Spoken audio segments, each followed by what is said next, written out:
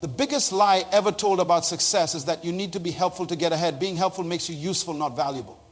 And there's a massive difference between the two. Useful people get used, valuable people get paid.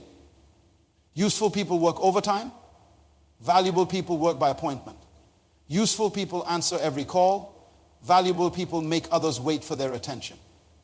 If you're always the person everyone can count on, you're probably the person no one truly respects. Your helpfulness is your handicap. There's a small restaurant in Milan that has something most businesses would kill for. Not fancy decorations, not celebrity endorsements, not even the best food in the city. What they have is a 3-month waiting list. 3 months.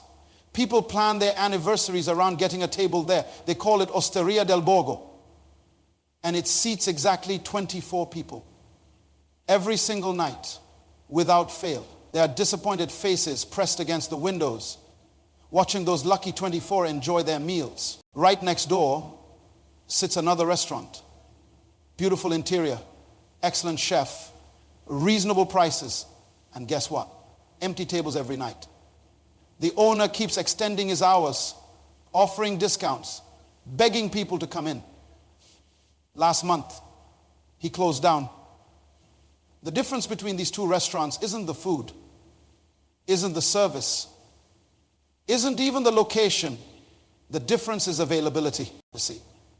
The moment you become too available, you lose something precious. You lose your magnetic power. And I'm not just talking about restaurants. I'm talking about you, your career, your relationships, your entire life trajectory. Because here's what I've learned after decades of studying human behavior and success patterns. Availability diminishes value, and scarcity creates magnetism. Let me tell you about Robert Chen, a brilliant CEO I knew who understood this principle better than anyone. Robert ran a tech company in Singapore, and he was getting invitation after invitation to speak at conferences. Every week, someone wanted his time. Industry events, networking dinners, one particular week. Robert had 3 opportunities that came his way. The first was a large tech conference where he'd speak to 500 people. Good exposure, decent networking. The second was a private dinner with some potential investors, promising, but he'd been to dozens of these before. The third was a small invitation-only gathering of just 12 business leaders, hosted by someone he'd never heard of. Most people would have said yes to all 3. Robert said no to the first 2 and attended only the third. That small gathering, it was hosted by a venture capitalist who was quietly putting together the biggest tech deal in Southeast Asia that year. Because Robert was selective, because he chose carefully. He ended up with a partnership that transformed his company and his life. But here's the thing that most people miss. Robert didn't get lucky. He got strategic. He understood that your presence becomes precious only when it's not guaranteed. When you show up everywhere, you show up nowhere. When you're available for everything, you're valuable for nothing. Think about the most successful people you know. Really think about them. Are they the ones answering every phone call immediately? Are they the ones saying yes to every meeting request? Are they the ones who drop everything the moment someone asks for their time? Of course not. They're the ones who make you wait. They're the ones whose calendars you have to work around. They're the ones who, when they finally give you their attention, make you feel like you've received something special. This isn't about being difficult or playing games. This is about understanding a fundamental truth about human nature. We value what we have to work for, and we take for granted what comes too easily. I watch people destroy their own value every single day. The talented employee who stays late every night, who answers emails at midnight, who never says no to additional work. They think they're being dedicated. What they're actually doing is training everyone around them that their time has no boundaries, no premium, no special worth. The entrepreneur who meets with every potential client who calls, who adjusts his schedule for everyone else's convenience, who's always available for just a quick coffee, he wonders why people don't take his services seriously, why they negotiate his prices down, why they treat him like he's desperate for their business. It's because his behavior is telling them exactly that. The parent who drops everything every time their adult children call with a problem. Who cancels their own plans to solve everyone else's emergencies. Who never lets their family experience the consequence of poor planning. They think they're being loving. What they're creating is a family that doesn't respect their time because they've taught them it has no value. Your availability is your autobiography. It tells the story of how you see yourself and how you want others to see you. When you're always available, the story you're telling is that nothing in your life is more important than other people's immediate needs. When you're selectively available, the story you're telling is that your time, your energy, your presence is valuable and should be treated as such. But here's where people get confused. They think being less available means being less helpful or less caring. That's not what this is about. This is about being strategic with your accessibility so that when you do show up, when you do give your time, when you do offer your help, it means something. The most magnetic people in the world understand this instinctively. They don't chase opportunities. Opportunities chase them. They don't beg for attention. Attention gravitates toward them naturally. They don't make themselves small to fit into everyone else's schedule. They make others adjust to theirs. This is the first law of personal magnetism. Scarcity creates value, and value creates attraction. The restaurant with the waiting list doesn't need to advertise. The consultant who books 3 months in advance doesn't need to compete on price. The leader who carefully chooses which meetings to attend doesn't need to fight for respect. Your time is the only non-renewable resource you have. Once it's gone forever. And yet, most people treat it like it's unlimited, like it has no cost, like giving it away freely makes them more valuable. The opposite is true. The moment you start protecting your time like the precious resource it is, the moment you start being selective about how and when you're available, everything changes. Now, let me tell you about Isabella Torres, one of the most talented architects I've ever encountered. Isabella graduated at the top of her class from one of the most prestigious architecture programs in the world. Her portfolio was stunning. Her designs were innovative. Her passion was infectious. She had everything going for her except one thing. She didn't understand the power of strategic unavailability. When Isabella started her practice, she was hungry for work. Understandably so. She had student loans, rent to pay, and a dream to build. So when potential clients called, she answered immediately. When they wanted to meet, she cleared her schedule. When they asked for revisions, she delivered them overnight. When they requested additional work for free, she said yes. Isabella was the most available architect in the city. She prided herself on her responsiveness. While other architects took days to return calls, Isabella responded within hours. While others scheduled initial consultations weeks out, Isabella could meet the same day. While others charged for every revision, Isabella threw them in for free to show her dedication. And you know what happened? Isabella's business struggled for 3 years. Not because she wasn't talented, not because she didn't work hard, but because her desperate availability was destroying her perceived value. Clients began to see her as the discount option, the architect you call when you can't afford the prestigious firms. They negotiated her prices down because her immediate availability suggested she needed their business more than they needed her services.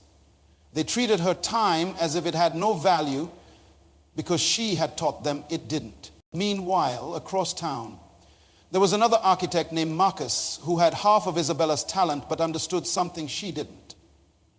Marcus was booked solid for 6 months in advance. His consultation fee was higher than what Isabella charged for entire preliminary designs. Clients fought to get on his waiting list. The difference wasn't skill. The difference wasn't connections.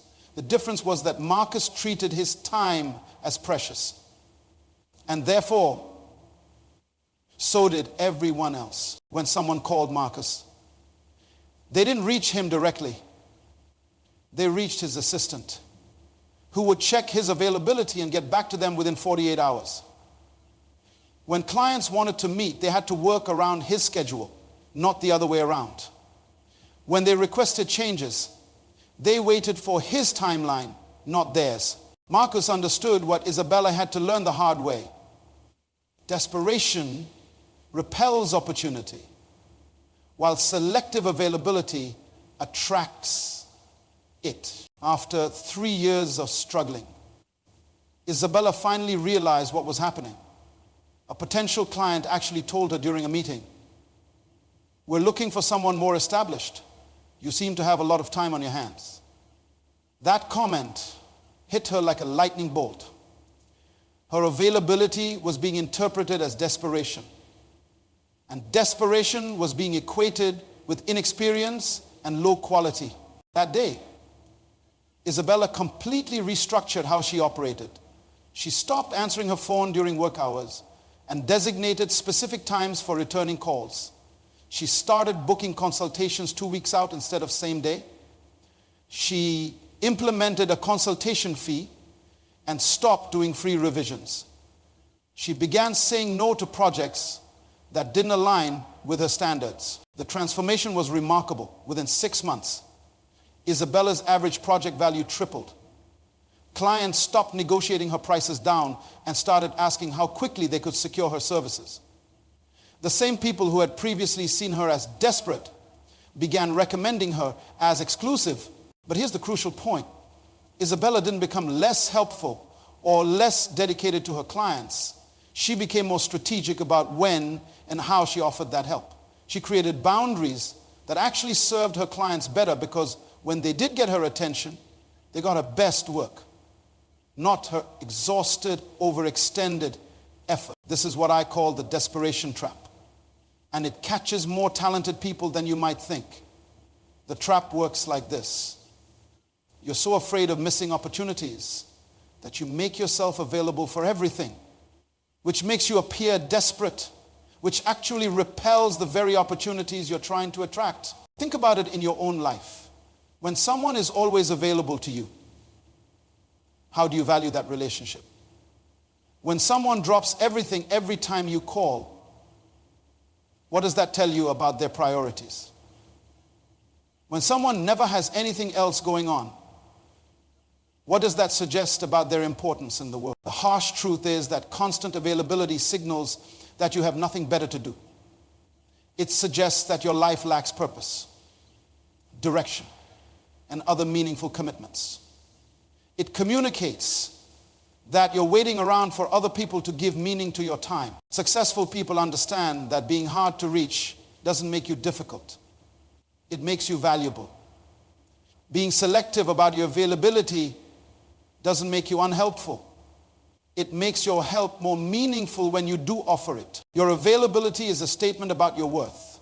Choose carefully what that statement says about you. There's a consulting firm in London that did something most business owners would consider insane. They raised their prices by 300% and simultaneously reduced their availability by half. Most people predicted they would lose clients and go out of business. Instead, they tripled their revenue within 18 months. Old Strategic Minds was run by a man named David Harrison, who understood something that most business owners miss entirely. David realized that his biggest problem wasn't finding clients. It was attracting the right clients. When his services were easily accessible and reasonably priced, he attracted bargain hunters, tire kickers, and clients who didn't value strategic thinking. So David made a radical decision.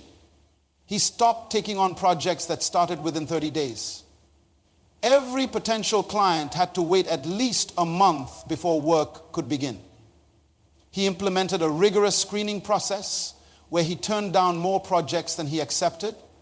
He started charging a non-refundable consultation fee that was higher than what many consultants charge for a full day's work. The results were extraordinary. The clients who were willing to wait, who could pass the screening process, who paid the consultation fee without hesitation, were exactly the clients David wanted to work with. They were serious about results. They valued expertise, and they didn't waste time with endless revisions and micromanagement. But here's what's really interesting about David's approach. He didn't just become less available randomly. He became strategically scarce. Every limitation he put in place served a purpose. The waiting period gave him time to do proper research before each project. The screening process ensured he only worked on challenges that matched his expertise. The consultation fee eliminated people who weren't serious about investing in solutions. This is selective engagement at its finest. It's not about being difficult for the sake of being difficult. It's about creating systems that naturally filter for quality while positioning yourself as the premium choice in your field. Look at how Apple operates their retail stores. You can't just walk in and buy the newest iPhone on launch day. You have to make an appointment, often weeks in advance. You have to wait in line. You have to prove you're serious about the purchase. Does this hurt Apple sales? Of course not. It creates an event, a sense of exclusivity, a feeling that you're getting something special that not everyone can have. The same principle applies to your personal and professional life.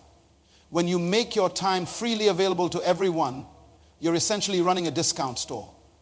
When you require people to plan ahead, to make appointments, to respect your schedule, you're operating a boutique. Think about the professionals in your life who command the highest respect.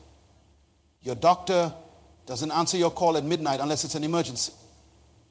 Your lawyer doesn't drop everything to handle your non-urgent legal questions. Your accountant isn't available for random tax advice during busy season. Their boundaries don't make them less professional, they make them more valuable. The mistake most people make is thinking that being helpful means being constantly available. That's not helpful, that's enabling. When you're always available to solve other people's problems, you're actually preventing them from developing their own problem-solving skills. When you always have time for everyone else's priorities, you're teaching them that your priorities don't matter. Selective engagement means you choose when, where, and how you give your time and energy. It means you have criteria for what deserves your immediate attention versus what can wait. It means you've thought carefully about what you're trying to accomplish and you protect the time needed to accomplish it. Your time isn't just a resource, it's a currency. And like any currency, its value is determined by how carefully you spend it. When you give it away freely to anyone who asks, you're creating inflation. Your time becomes worth less because there's too much of it available. When you're selective about how you spend it, you create scarcity, and scarcity always increases value. The most successful people I know aren't necessarily the smartest or the most talented. They're the ones who understand that their availability is their competitive advantage. They know that in a world where everyone is accessible 24 hours a day, the person who sets boundaries and maintains standards becomes extraordinary by comparison. Warren Buffett, one of the wealthiest men in the world, does something that most business leaders would never dare to do. He doesn't carry a smartphone. He doesn't check emails constantly. He doesn't attend every conference or meeting he's invited to. In fact, Buffett is famously selective about how he spends his time. And this selective availability has made him one of the most sought-after voices in business. When Buffett speaks, the world listens, not because he talks constantly, but because he speaks so rarely. When he agrees to an interview, financial markets pay attention. When he releases his annual letter to shareholders, investors analyze every word. His scarcity creates anticipation, and anticipation creates value. But let me tell you about someone who understood this principle in a completely different field. There was a jazz musician named Elena Rodriguez who played in small clubs around New York City for years. Elena was incredibly talented, but she was also incredibly available. She played 6 nights a week, sometimes 7. She took every gig that was offered, performed at every venue that would book her, and said yes to every opportunity that came her way. Despite her talent and her constant performing, Elena remained unknown outside of her small circle of regular listeners. She couldn't understand why other musicians with less skill were getting record deals and major venue bookings while she remained stuck in small clubs. Then Elena met an old musician named Charlie who had been in the business for 40 years. Charlie told her something that changed her entire approach. Elena, you're not rare enough.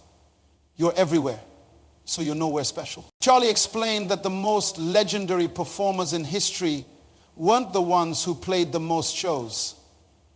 They were the ones who played the right shows. They were the ones who created anticipation by making their performances events, not routine occurrences. So Elena made a radical decision. She cut her performances from 6 nights a week to 2. Instead of playing at every club that would book her, she chose only the venues that aligned with her artistic vision. Instead of saying yes to every opportunity, she started saying no to opportunities that didn't advance her career strategically. The transformation was remarkable. Within months, Elena's 2 weekly performances were selling out. Club owners who had previously taken her for granted began competing for her limited availability. Music industry professionals who had never noticed her when she was everywhere started paying attention now that she was selective about where she appeared. Elena had discovered the phantom success principle. Sometimes the absence of something creates more impact than its presence. Sometimes what you don't do is more powerful than what you do.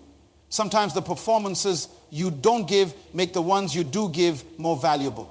This principle applies far beyond entertainment and business. Think about the relationships in your life. The friend who's always available loses some of their specialness compared to the friend whose time feels precious because it's limited. The family member who drops everything every time you call becomes less appreciated than the one whose attention feels like a gift when you receive it. Strategic absence doesn't mean being unavailable when people truly need you. It means being intentional about when you're available so that your presence carries weight. It means understanding that your attention is a gift, not an obligation. It means recognizing that people value what they have to earn more than what they get for free. The most magnetic people understand that their power lies not just in what they give, but in what they withhold. They know that scarcity creates desire, and desire creates influence. They understand that in a world of constant noise, the person who speaks selectively is the one who gets heard. Let me share with you the complete story of a woman who transformed her entire life by mastering the single principle. Her name was Victoria Martinez. And 3 years ago, she was drowning in her own availability. Victoria was a marketing executive at a mid-sized company in Chicago. She was talented, hardworking, and completely overwhelmed. Her phone buzzed constantly with requests from colleagues, clients, and her boss. Her calendar looked like a game of Tetris with no empty spaces. She worked late every night, answered emails during family dinners, and took calls on weekends. Victoria thought she was being dedicated. What she was actually doing was destroying her own value and her personal life. The breaking point came on a Tuesday evening. Victoria was at her daughter's piano recital, and her phone started ringing. It was a boss with what he called an urgent request that could have easily waited until morning. Victoria stepped out of the recital hall to take the call, missing her daughter's performance for the 3rd time that month. When she returned to her seat, her daughter was finishing, and the disappointment in her child's eyes was unmistakable. That night, Victoria made a decision that would change everything. She decided to implement what she now calls her availability architecture, a systematic approach to controlling when and how she could be reached. First, Victoria established communication windows. Instead of being available 24 hours a day, she designated specific times for different types of communication. Email responses happened between 9 a.m. and 11 a.m., and again between 3 p.m. and 4 p.m. Phone calls were taken only during scheduled appointment times. Urgent matters were redefined. Truly urgent meant someone was in physical danger or the company was losing money by the hour. Second, she created response expectations. Victoria stopped answering emails immediately and started responding within 24 hours. for internal communications and 48 hours for external ones. She communicated these expectations clearly to everyone she worked with. Initially, some people were frustrated, but something interesting happened. People started thinking more carefully before contacting her. The quality of communications improved because people knew they couldn't just fire off random thoughts and get instant responses. Third, Victoria implemented meeting boundaries. She blocked out what she called deep work time. From 11 a.m. to 2 p.m. every day, 3 hours where she was completely unavailable for meetings, calls, or interruptions. This time was sacred, reserved for her most important projects. She also started saying no to meetings where her presence wasn't essential. And she began asking for agendas in advance, declining meetings that didn't have clear objectives. The transformation didn't happen overnight, but it was dramatic. Within 2 months, Victoria's stress levels decreased significantly. Her work quality improved because she had uninterrupted time to focus on important projects. Her family relationships strengthened because she was fully present during personal time. Most surprisingly, her professional reputation grew stronger, not weaker. Her boss, who initially resisted the new boundaries, began to see Victoria as more strategic and executive level. Colleagues started viewing her time as valuable and stopped wasting it with trivial requests. Clients began to respect her expertise more because her limited availability suggested she was in high demand. But the real test came 6 months later when Victoria was offered a promotion to Vice President of Marketing at a competing company.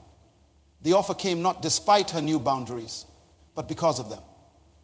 The hiring manager specifically mentioned that Victoria's reputation for strategic thinking and focused execution had made her their top choice. Victoria accepted the position, and here's what's remarkable. She negotiated not just for more money, but for more control over her time. She structured her new role so that she could maintain her availability architecture. She hired an assistant whose primary job was protecting her calendar.